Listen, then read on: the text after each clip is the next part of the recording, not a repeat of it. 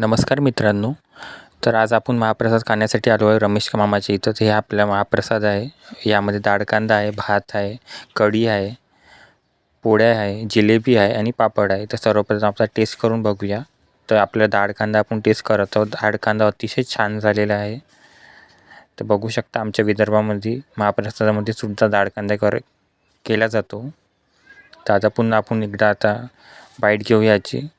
तर बघू शकता छान असा डाळ कांदा, छान अशी ग्रेव्ही आला आहे आपल्या डाळ कांद्याला. मित्रांनो, तुम्ही कधी महाप्रसाद खायला जाता का हे मला कॉमेंट करून नक्की सांगा आणि तुम्हाला कसा वाटला महाप्रसाद हेही सांगा. तर याला आपण आता खाऊया. जिलेबी फार छान अशी बनलेली आहे, छान अशी गोड झालेली आहे. तर बघू शकता आता हा महाप्रसाद आपण खाऊया. तुम्ही व्हिडिओ पूर्ण पहा.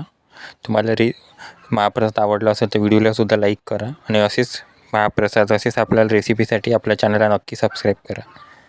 धन्यवाद.